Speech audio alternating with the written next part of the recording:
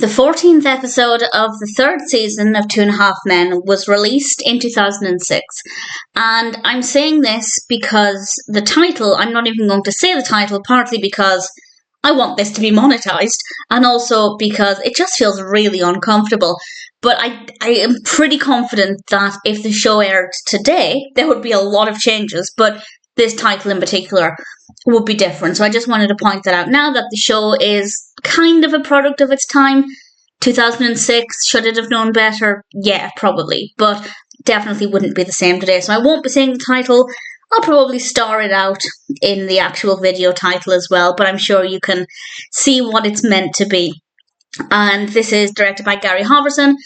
And as always, there will be spoilers from now as I go through the episode and share some thoughts. And it's not a bad episode, but I am starting to feel like I don't like Mia. I have an example of why that's the case. It actually starts off with Mia and Charlie on the deck. It's a beautiful sunset, and Charlie gives her a bracelet to mark 1 month, 2 weeks, and 4 days. Meanwhile, Kandi arrives at the door to see Charlie, and Alan answers the door. He tries to get Charlie's attention by doing a little, well, I can only describe it as a little dance.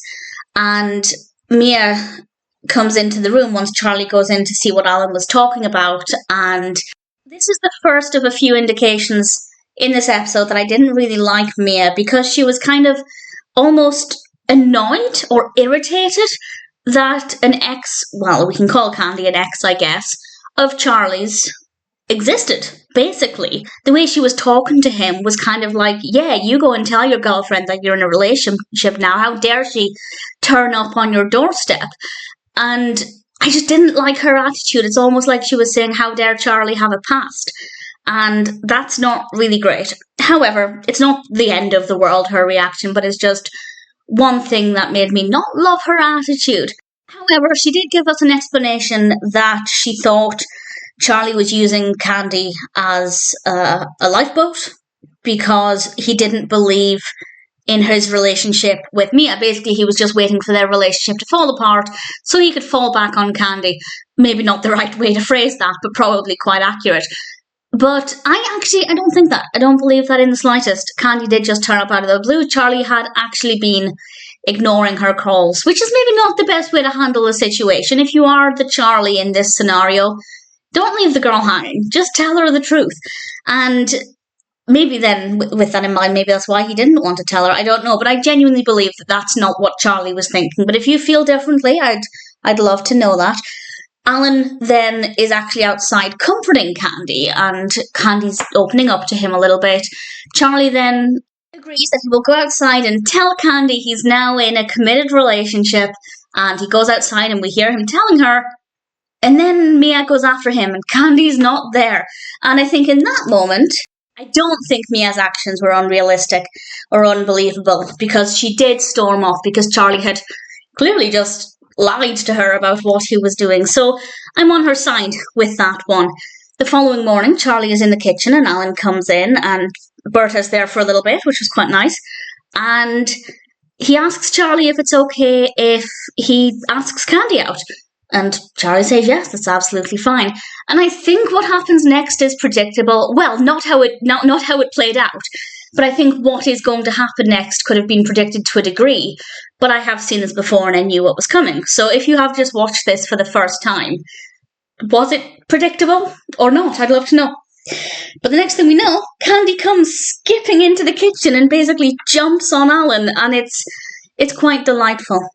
And we then cut back to Charlie, who's gone to Mia's apartment to apologise, to make amends. It's great to see Charlie doing the right thing. And then he says something not PG.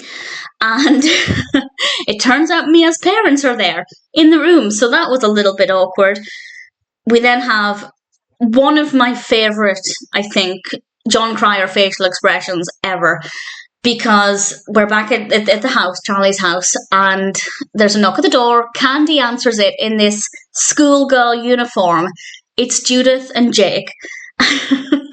And she calls for Father Huggy Bear, and Alan comes out of the kitchen dressed as a priest, but without any trousers on. And obviously he clocks eyes on Judith, and his expression is just Absolutely amazing. And what I really love about this is that he goes and gets trousers on and comes to the door, and Judith is, I guess, quite rightly saying, do you think this is right to be doing this in front of my son? And Alan points out that she's been seeing somebody, the person who's been laying the grass in the yard, and Alan is actually talking back to Judith. And this is really the first time he's done this. A couple of episodes ago, might have been in the previous season, I'm not sure, but a couple of episodes ago, Charlie was encouraging Alan to stand up to Judith, and he did it, but then backtracked. But here we see that that's not the case. I think we get some real character progression for Alan here. And we're then in the hotel. The hotel. It's funny, I promise. We're in the hotel with Charlie and Mia, and this is another time when I didn't really like Mia. And I don't hate her. I just don't love her attitude. They're about to sleep together for the first time, and Mia doesn't want to drink anything because she wants to be fully present in the moment, which makes perfect sense, but Charlie does want to drink. And she basically tells him, don't you want to be present for our first time? Why would you want to drink alcohol? And basically tells him he can't drink alcohol, not in so many words, but it's clear that if he had something to drink, she would be very upset about that, and that's not fair. Because Charlie clearly is nervous. Maybe he did need a drink to take the edge off of that nervousness, and she basically told him not to, and that's not great. That's not a great attitude to have. So not a fan of Mia at all. I don't hate her, but I don't very much like her. And the bit that I was laughing at is Mia's in the bathroom and Charlie's on the bed, and he's taking off his socks and his trousers, and he throws a sock and it lands in the fire, and he goes to retrieve the sock with the tongs for the fire, and Mia comes out of the bathroom and Charlie just turns around with this flaming sock on a stick, and I just found it to be very, very funny. We then see Kandi and Jake playing video games. They're definitely playing into the whole Kandi is rather immature vibe. That's not to say adults can't play video games, but that is certainly what they're trying to portray here. And then Alan tries to talk with Kandi, and it's not a very detailed conversation. Meanwhile, Charlie and Mia are talking a little bit, and then they're about to spend their first night together properly, and that's basically it for the last few minutes or so. And then the final scene is Charlie and Alan on the deck, and the very last word of the episode is the last word in the title of the episode. Charlie says it at the very, very end. So it's not the most positive ending, let's put it that way. So I don't love the title. The last few minutes of the episode aren't that interesting, but actually there are a couple of really good moments. Personal highlights, absolutely, are the look on Alan's face when he sees Judith, and Charlie standing there with the flaming sock. But the rest of it, absolutely fine. Definitely made me like Mia a little less. I don't know if I always felt this way from when I used to binge watch the show, but that's certainly how I feel now. But nevertheless, the 14th episode of the third season, the title aside, is not a bad episode.